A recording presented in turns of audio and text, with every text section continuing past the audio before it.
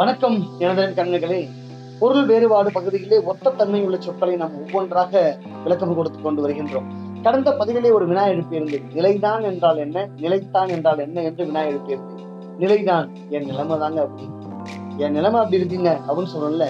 உன் நிலை என்ன என்று சொல்லும் போது என் நிலைதான் என்று உச்சரிக்கிறோம் அல்லவா? என் நிலைமையைத்தான் நான் கூறுகிறேன், என் நிலை இதுதான் என்று சொல்கிறோம் அல்லவா? அந்த நிலைமையை கூறுகிறது, இயல்பை கூறுவதற்கு பேர் நிலைதான் என்று பெயர். நிலைத்தான் என்று சொன்னால் நிலைத்து விட்டான். கவிஞருடைய அந்த அடைமொழியாகப்பட்டது தமிழ் இலக்கிய உலகிலே நிலைத்து விட்டது என்று கூறுகிறோம் அல்லவா? அதற்கு பெயர் நிலைத்தான் என்று பெயர். அப்ப நிலைத்தான் என்று சொன்னால் இங்கு நங்கூரமாக நிலைத்து விட்டான் என்று கூறுகிறோம் பார்த்தீங்களா?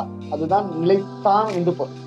நிலைதான் என்று கூறினால் நிலைமையை குறிக்கிறது, நிலைத்தான் என கூறினால் நிலைத்து விட்டான் என்ற பொருளை குறிக்கிறது. விளக்கம் புரிகிறது அல்லவா? உங்களுக்கான அடுத்த கேள்வி, நிலைப்பாடு நிலைப்பாடு விளக்கம் சொல்கிறீர்களா? நிலைப்பாடு என்றால் என்ன, நிலைப்பாடு என்றால் என்ன? கமெண்ட்ல சொல்லுங்க பார்க்கலாம். நன்றி.